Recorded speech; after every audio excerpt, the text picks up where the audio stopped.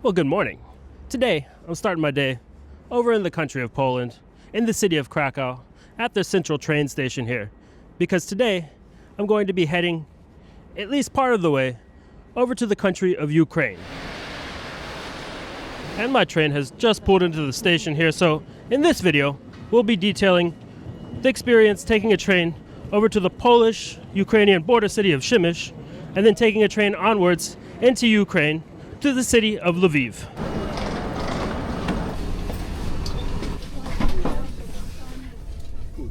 Hi.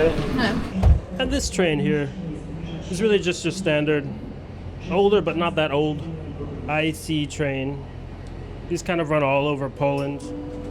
They're pretty reliable, in my experience at least. And between Krakow and Przemyśl, there's a train almost every hour during the daytime. So that's a pretty easy part of the journey, to be honest. And it's a little bit over a 2-hour train ride that I'm about to take here right now in the second class.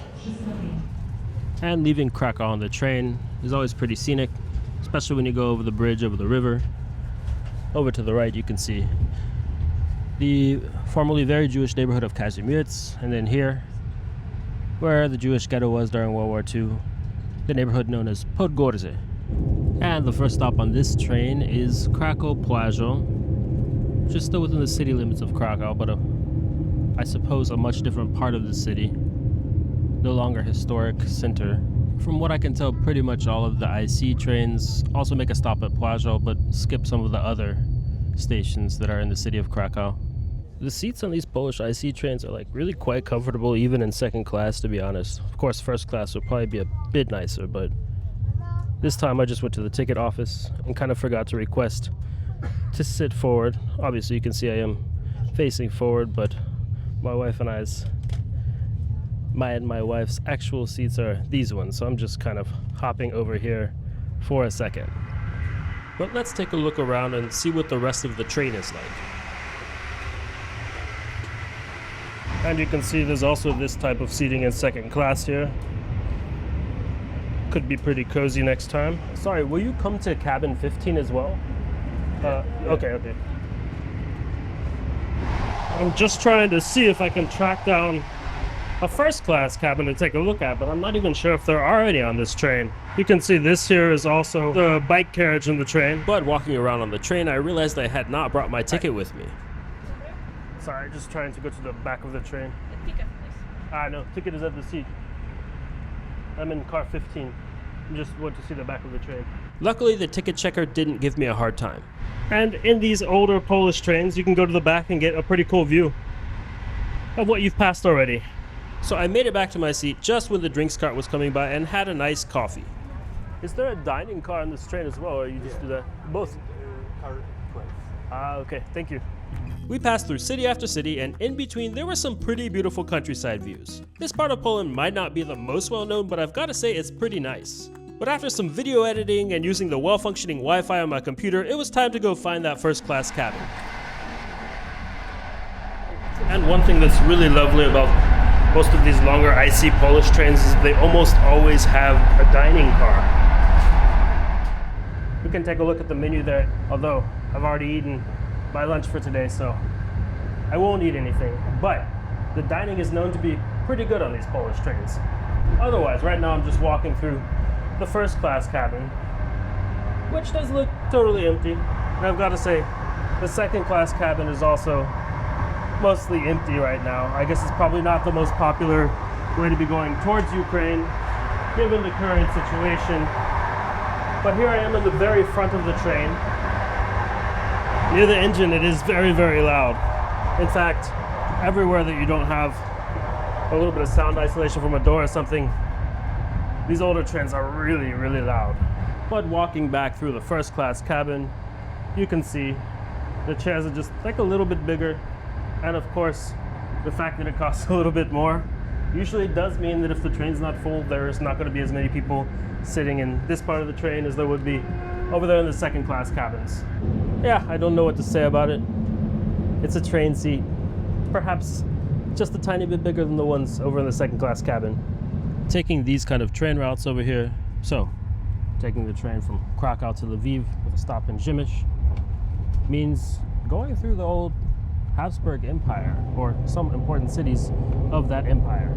Of course, borders and even the populations of each city have changed a lot in the past 100 years, even the past 50 years. But as a result, all three of those cities have a lot in common. And in fact, they must have so much in common that this town that I'm headed to, Przemyśl, actually has the nickname of Little Lviv.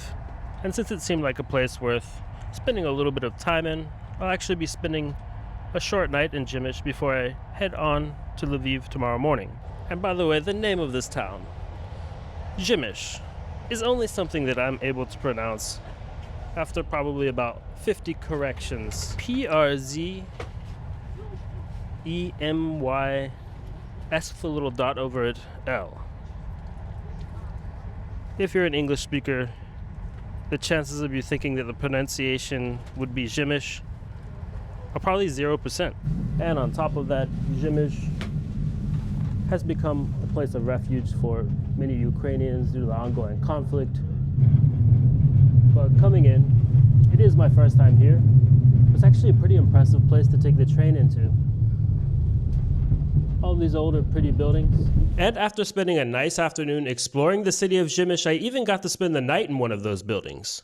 But tomorrow, my travel experience is going to be changing quite a lot because I'll be crossing the border over into Ukraine, which obviously is a country that's been at war now for over 3 years with a neighboring country that's attempted to invade it. That said, throughout the course of the war, Lviv has been relatively unscathed compared to much of the rest of Ukraine. And with safety in mind, although I had considered going deeper into the country, possibly visiting Kiev, and also possibly visiting Odessa, for this trip, due to the instability of the situation, I've decided to just stick to visiting the city of Lviv. Of course, though, regardless of where I'm going to be visiting in Ukraine, it's a country that's under attack from its neighboring country, and it's not just any old trip going over there. On top of that, Ukraine is a country that I've wanted to visit for many, many years now. Way before the war, and in fact, a few months before the pandemic happened, I had actually purchased some plane tickets to go to Kiev and just spend a few days over there. But then, of course, after I purchased those tickets around January 2020 for travel in April 2020, the pandemic happened, lots of lockdowns started to happen, and travel just wasn't possible to Ukraine for a while. Then after that, I kind of did stay busy with other stuff, traveling to other parts of the world, and the war did start. In visiting Ukraine, I'm really not going in with any particular agenda. It's just a place that I wanted to visit for a long time, and a place that's really impressed me learning about its history, and also just what it is as a modern day country. So let's go see what it's like taking the train into the country of Ukraine in 2025. And the only thing I'm gonna need before we do that is a nice cup of coffee. And yet another sunny, warm day here at the end of March in Poland. But now I'm taking the short 6-minute walk over to the train station that way, where I'll be continuing my journey over to the Ukrainian city of Lviv. I was actually able to book my train ticket here in Poland, so that was pretty easy and pretty straightforward. Krakow. Hi, sorry, Lviv train here. Okay, dziękuję. So here I am at Przemysl Główny, or the central station, here in the smaller city of Przemyśl. Over this way are the trains that go to Ukraine. The main station is over there. I believe the reason for this is simply because the train tracks that run in Ukraine are narrower than the ones in Poland. Like you'll find a lot going between eastern and western parts of Europe via rail. Nie, znaczy to przyjechać tak, żeby opoczyli małe na tą kartę. You can actually leave the country of Poland just right here. And that's really quite straightforward. There's no line here for this train today, although I guess I'm a little bit early. My train today leaves at 9:49. Right now it's about 9:25 a.m. And you can see over on the other main tracks of the station, there's an older, what I believe is a Ukrainian train, but here is a much newer type of train. And I've already made it over here to the car I'll be taking today. It really is quite a new train. This is nice. And again, I'm sitting in second class.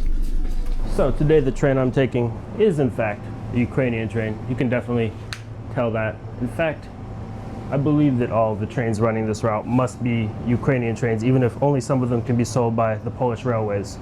I'm actually randomly in the dining car, which looks very attractive. You can see how the prices are in Ukrainian currency, and you can see these trains have been running for the entire duration of the full-scale invasion, and it's really an amazing job they've done at helping to get people that need to leave the country out, and also helping to get help into the country of Ukraine. And on top of that, it seems that they even have a very nice menu in their dining car. So we should be leaving here in just a few minutes, and then we can see what it's like taking the train over to Lviv.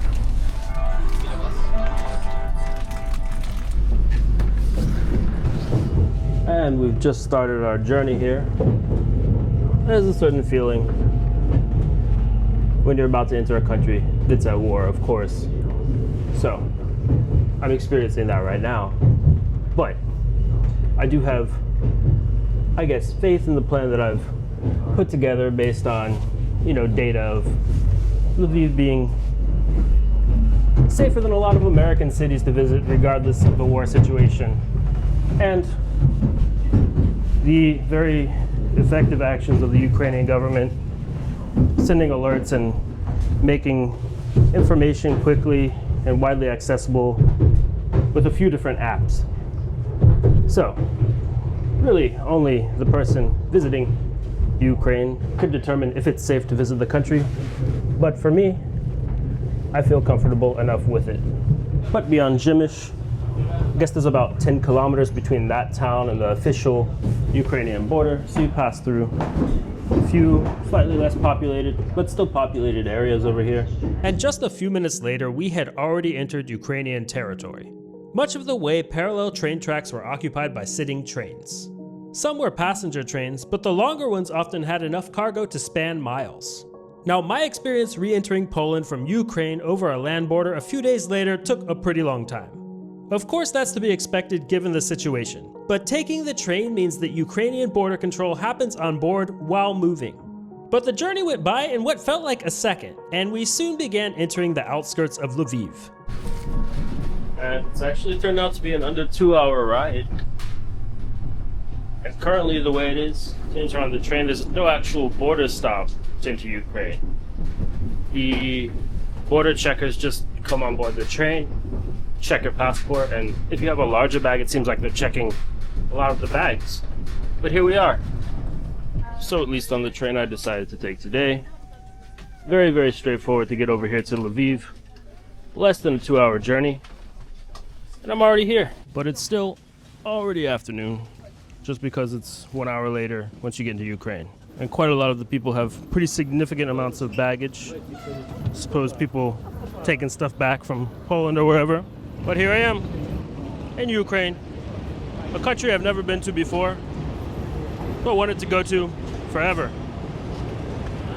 And as for taking the train from Poland over to Lviv, it's really pretty easy these days.